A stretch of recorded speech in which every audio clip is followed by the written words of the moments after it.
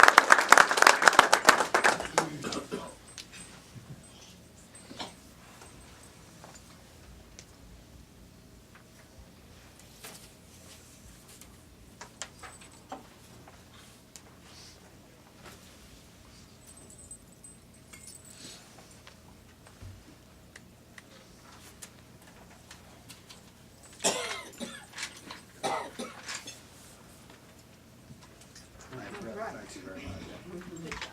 This,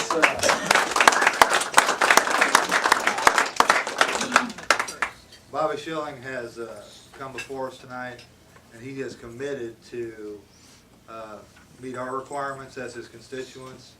It's now our obligation to support him in every possible way, and to continue to hold him accountable, as is our job. So, thank you very much. Thank you. Appreciate it.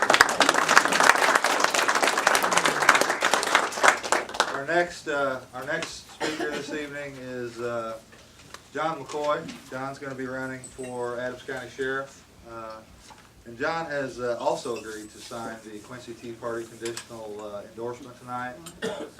So I'd like to ask you to come up, please, and say a few words, and then we'll...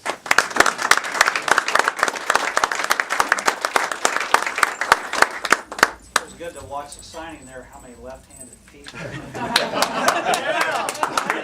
Myself, so it was comforting. I'm not going to make the assumption that people don't know who I am or where I came from. I was asked earlier tonight, what my credentials were, so I'll tell you a little bit about myself. My name is John McCoy. My wife, Dawn, over there is trying to tell me to speak up. I'm kind of soft about it. There's a reason for that. I always say I'm a Teddy Roosevelt Republican. I speak softly, but I always carried a big gun.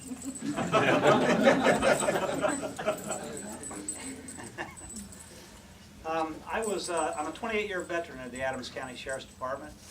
For 20 of those years, I was the lead investigator on all the major cases. To retain that 20 years of being a lead investigator means that you had to produce every time. It means that you not only put a case together, but you made an arrest and you got a conviction. And I did that consistently for 20 years. I'm an FBI Academy graduate, and I went on my own merits. I had no political push to get me ahead of the line like my opponent. I went on my own merits. 17 years as chief deputy. I cut my teeth on conservative values underneath the Republican administration. I believe it's irresponsible for government to grow while our economy suffers. In this time that we face, it's history has shown us that when the economy goes in the tank, the crime rate goes up. And I've experienced those conditions. I started my career in the 70s. We had a bad economy in the 70s. We had a crime rate that was high, and to make matters worse, we had Jimmy Carter in the White House. So experiencing those things, I know that you can do more with less when you have to. And I believe with your help, we can take that office back and put some fiscal responsibility back in there. I know it's not going to be easy. I've been told it's a David and Goliath scenario. The only thing I would say to that is I'm bringing more rocks to the fight this time.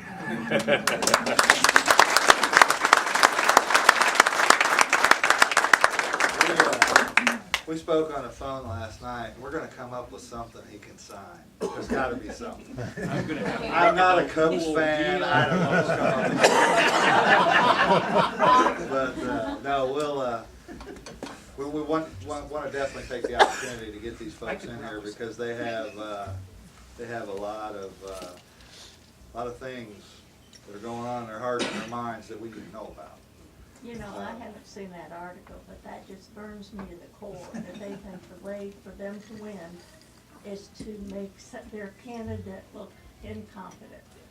I thought to And that's myself, nationwide, but that absolutely. just burns me to the core. Absolutely, and those things happen, and that's why we want to put some clarity back into the process, and that's what we hope we can achieve by doing this. And although he can't say it, in my mind, I was thinking, gee, wonder how many of those 19 are related. But I'm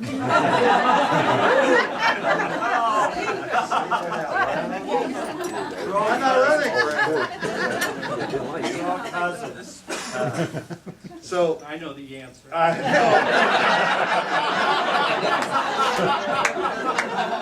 know you do. I know I do.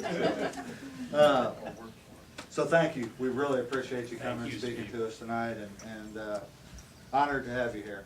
So, next on the agenda